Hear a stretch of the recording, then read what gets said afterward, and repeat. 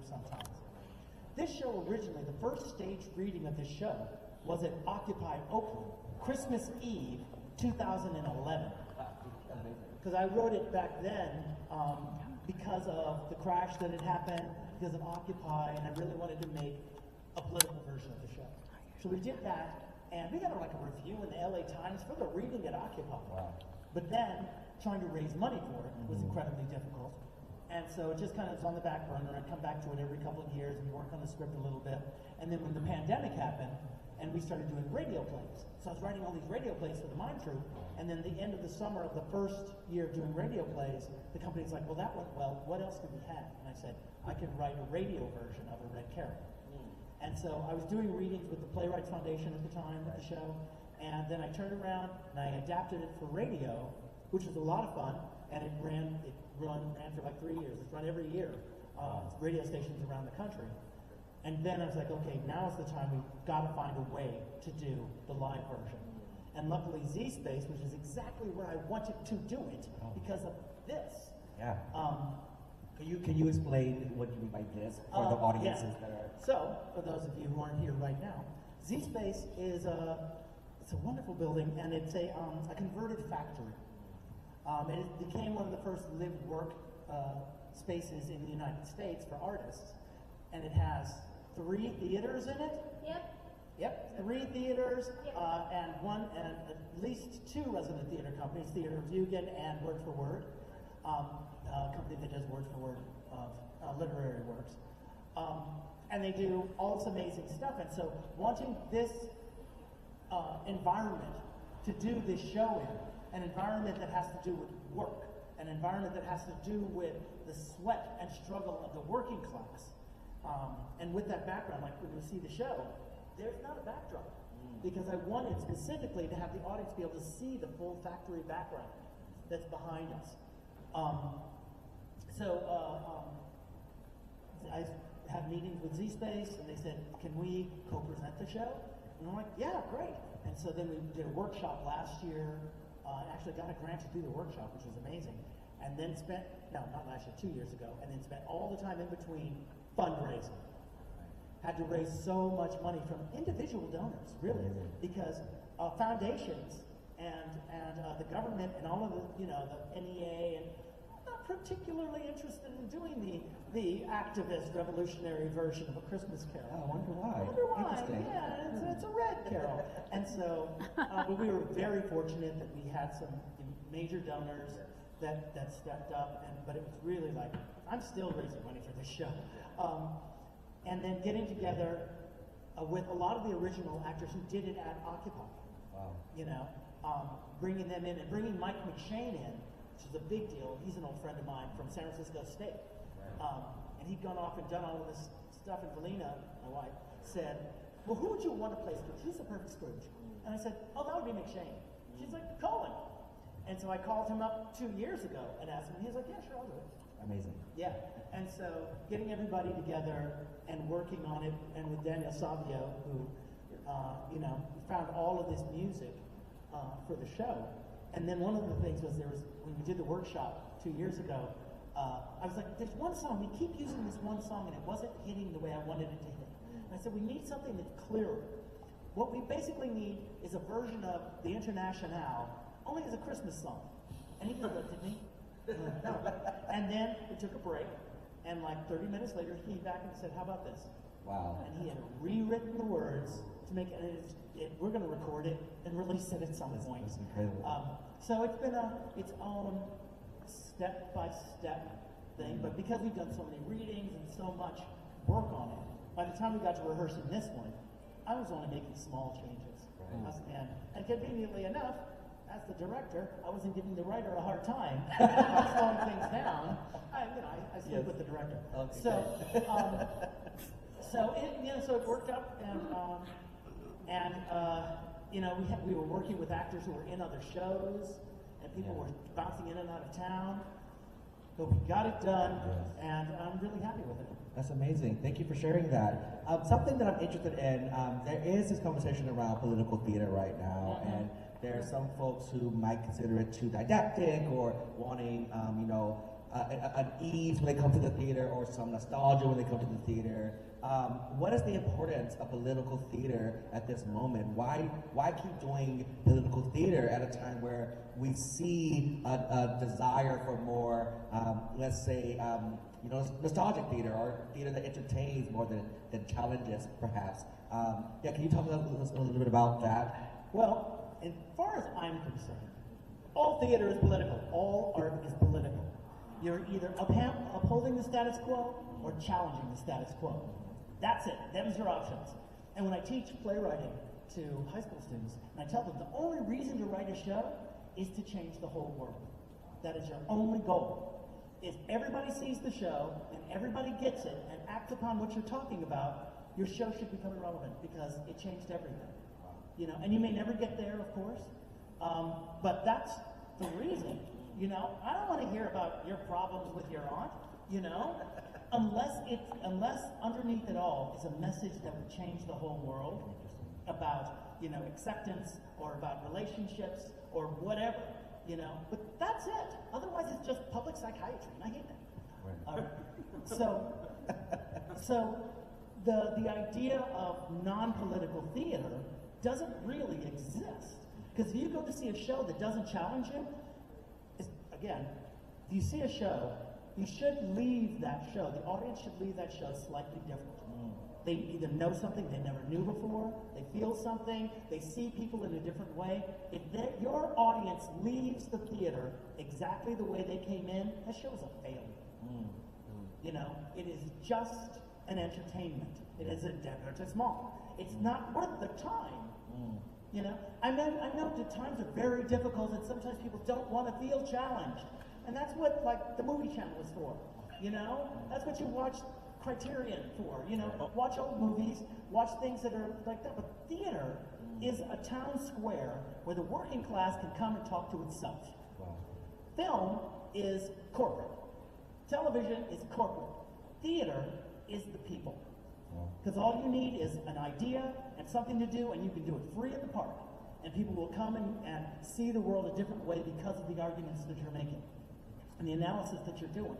So as theater starts becoming more corporate, more dependent upon corporations for money, it becomes less and less activist.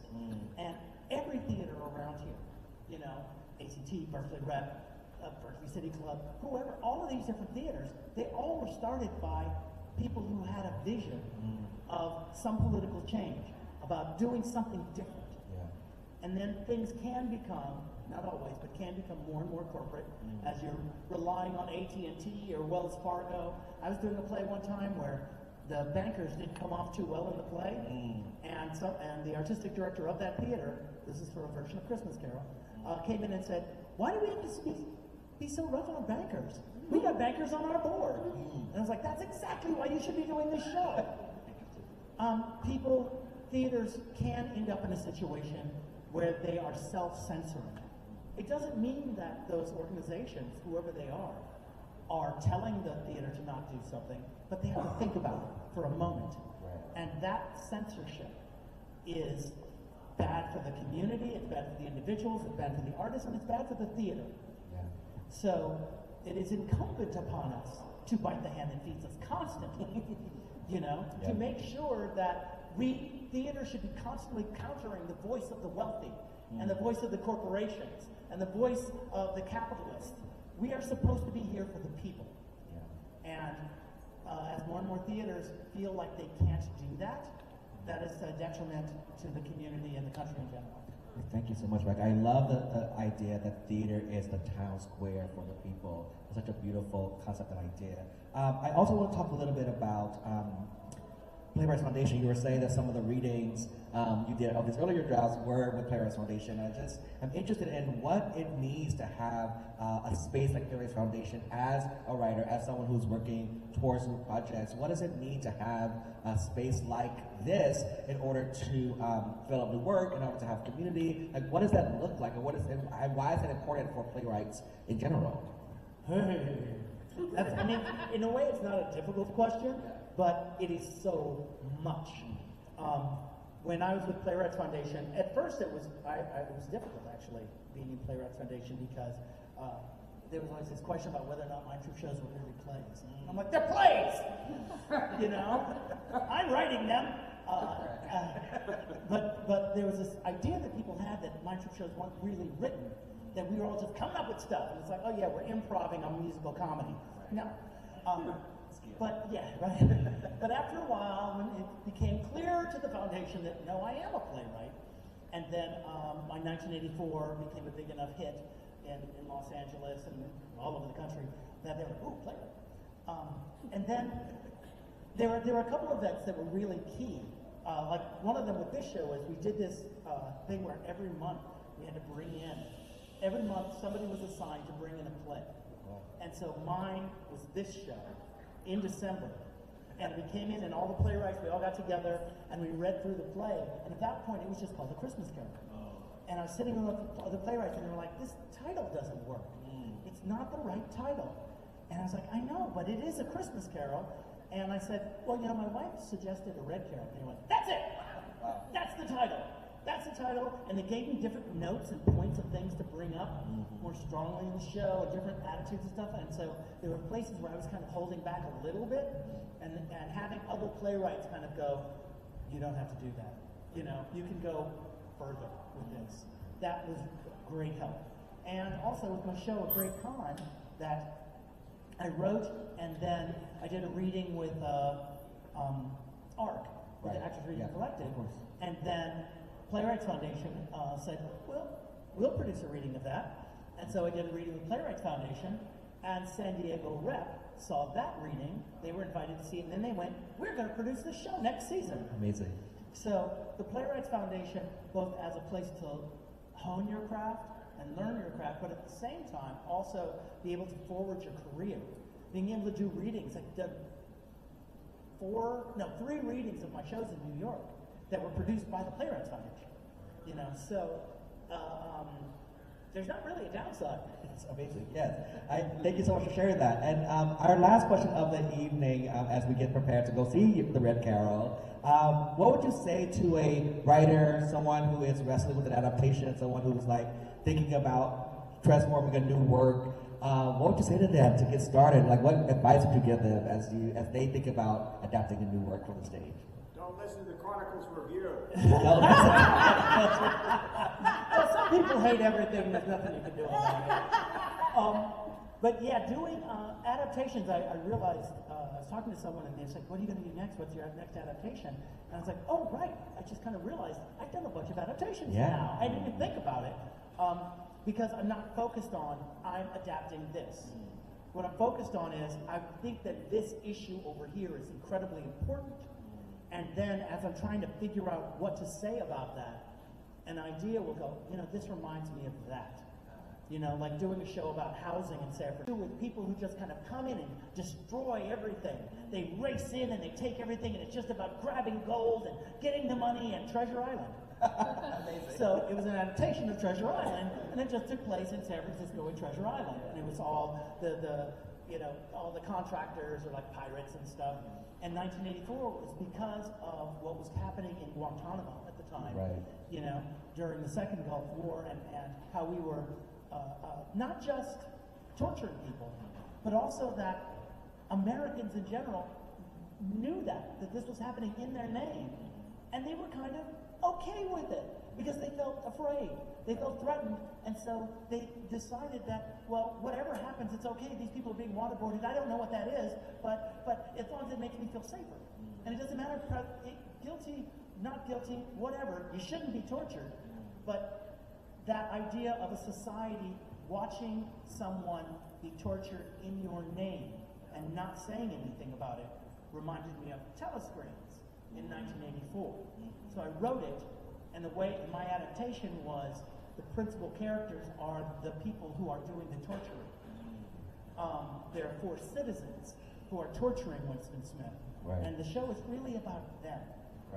And with Christmas Carol, it was the story of seeing A Christmas Carol so many times where everybody's basically happy except for Scrooge. And if only Scrooge would be happy, Christmas would be wonderful. And it's like, I don't care whether Scrooge is happy or not. The story is not about him. It's about the community. It is about the workers. It is about everyone else. but there's an ease that people, like I said, people fall into about, well, I'm not as bad as Scrooge. So it's really about, anytime doing an adaptation for me has always been about, what is the story I want to tell? What do I want to do? And as I research it and read news articles and history and all of that, at some point a story might pop up, something from literature, then I go, this is a way for me to address that.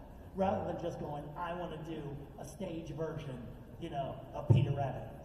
Unless Peter Rabbit's a revolutionary or something, and I'm really struggling with, you know, power to the bunnies. Then I might pick Peter Rabbit. But generally speaking, it's got to be about what is the goal.